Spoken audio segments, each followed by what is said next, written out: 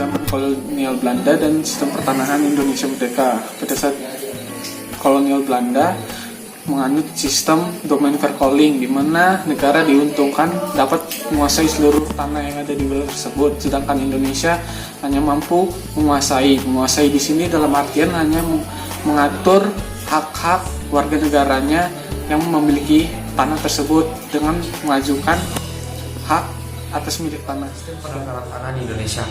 Sistem pendaftaran tanah di Indonesia sendiri terbagi menjadi dua, yaitu sistem pendaftaran hak sama sistem pendaftaran akta. Nah, di sini sistem pendaftaran akta itu dibuat oleh pejabat pendaftaran tanah atau sering disebut dengan PPT. Nah, output yang mereka bikin adalah akta. Nah, sedangkan sistem pendaftaran hak itu walaupun dibuktikan dengan akta, tapi di lain sisi juga bukan hanya akta yang didaftarkan, melainkan hak yang diciptakan untuk pemiliknya sendiri. Nah, tanah di Indonesia bertujuan untuk memberikan kepastian hukum kepada para pemilik tanah. Nah, pada pasal 19 ayat 2 UU PA pendaftaran tanah meliputi 3 kegiatan, yaitu 1. Pengukuran, perpetaan, dan pembukuan buku tanah. 2. Pendaftaran hak atas tanah dan peralihan hak tersebut. 3. Pemberian surat-surat tanda bukti hak yang berlaku sebagai alat pembuktian yang kuat. Nah, jelas di sini dikatakan bahwa tanah itu diberikan sebagai akta, diberikan kepada pemilik sebagai alat bukti yang kuat, sehingga pada nanti ketika ada perubahan tanah tersebut tidak bisa diganggu gugat karena udah ada bukti yang kuat yang dibuat oleh para konsultan atau pejabat-pejabat yang membuat akta tanah. Pendaftaran tanah di Indonesia. Proses pendaftaran tanah di Indonesia dilaksanakan menjadi 3 tahapan. Yang pertama, pengumpulan dan pengolahan data fisik. Yang kedua, pengumpulan data dan pengolahan data yuridis. Dan yang terakhir yaitu penerbitan dokumen tanda bukti hak. Pada peraturan pemerintah nomor 24 tahun 1997 pada pasal 11 sampai pasal 23 terdapat beberapa proses dan tahapan untuk pendaftaran tanah. Yang pertama yaitu pendaftaran tanah untuk yang pertama kali. Yang kedua yaitu penetapan batas-batas tanah. Yang ketiga yaitu pemetaan dan pengukuran bidang tanah yang akan didaftarkan. Yang keempat itu pembuktian surat ukur. Yang terakhir yaitu pembuktian hak baru. Setelah proses dan tahapan tersebut dilaksanakan, barulah keluar sertifikat yang memuat beberapa isi tentang data fisik dan data yuridis dalam suatu buku. Saya Muhammad Haris, NIM 118230032. Saya di sini akan menjelaskan hak-hak atas tanah yang ada di Indonesia. Yang pertama ada hak milik.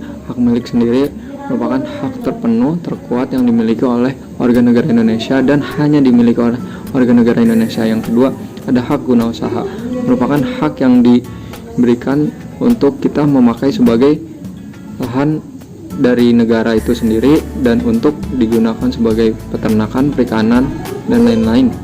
Jangka waktunya memiliki jangka waktu 20 tahun dan bisa diperpanjang hingga 35 tahun. Yang ketiga hak guna bangunan. Hak guna bangunan merupakan hak hak untuk mendirikan bangunan yang bukan milik kita, seperti rumah dinas atau semacamnya. Yang ketiga hak pakai, hak untuk menggunakan atau mengambil hasil dari tanah yang kita gunakan yang berjangka waktu sesuai dengan kesepakatan. Yang kelima hak sewa.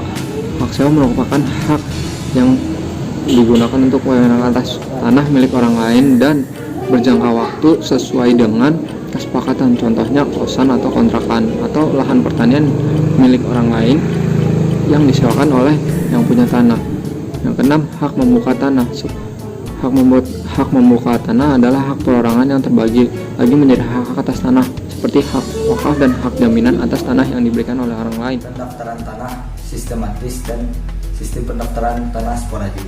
Yang pertama itu sistem pendaftaran tanah sistematis, yaitu sistem pendaftaran tanah yang pertama kali yang dilakukan secara massal atau serentak di suatu wilayah atau desa kelurahan. Selanjutnya sistem pendaftaran tanah sporadik, yaitu kegiatan pendaftaran tanah yang dilakukan secara serentak yang bersifat individu di dalam suatu wilayah atau kelurahan. Misalnya mengingat pendaftaran tanah sistematis ini pada umumnya bersifat massal dan besar-besaran pada suatu wilayah atau kelurahan.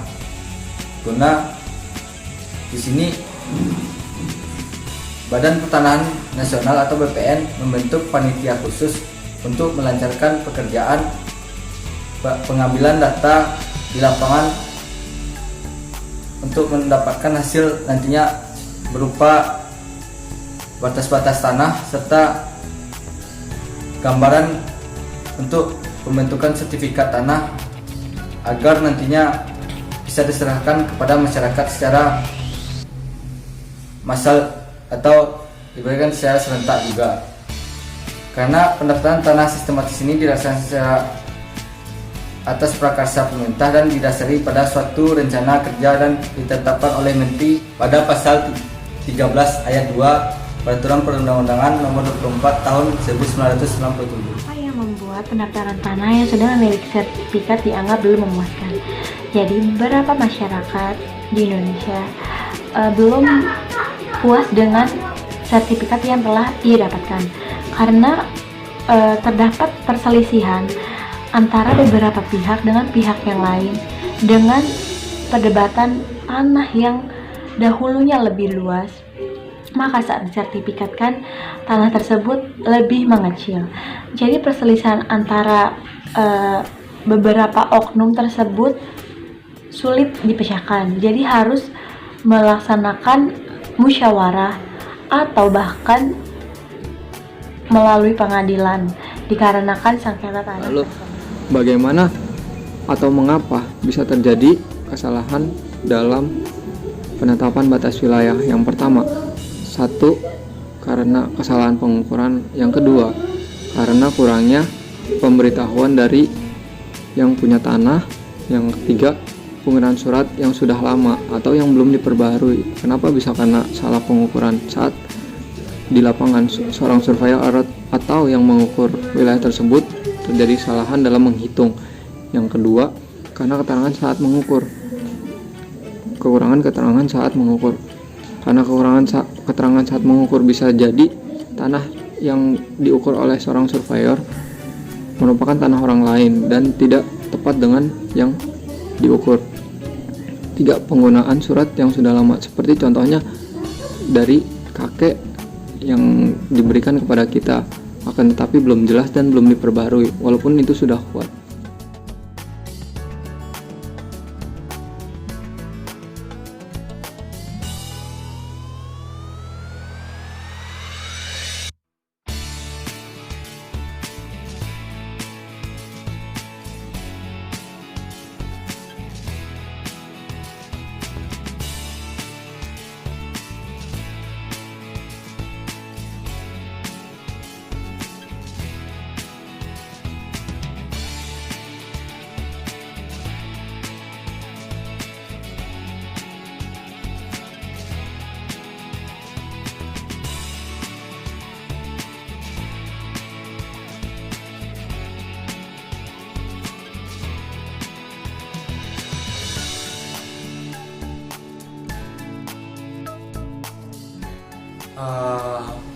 Ada beberapa hambatan.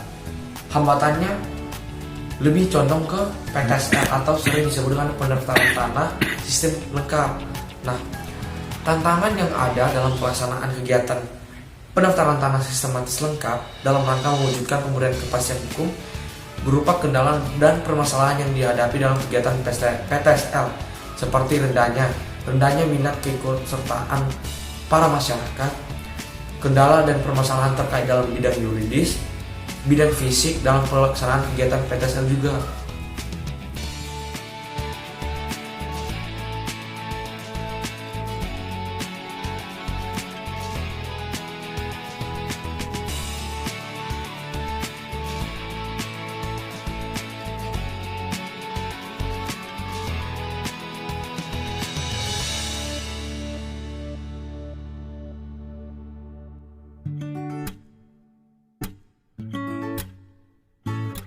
Karena ada beberapa tantangan dalam memberikan kepastian hukum kepada para pemilik, maka diciptakan peraturan Menteri Agraria dan Tata Ruang Kepala Badan Pertanahan Nasional nomor 12 tahun 2017 tentang percepatan pendaftaran tanah sistematis lengkap. Nah, tidak berlangsung lama dari peraturan tersebut, tahun 2018 juga diterbitkan peraturan menteri yang mengatur tentang pendaftaran tanah sistematis lengkap yang lebih bagus.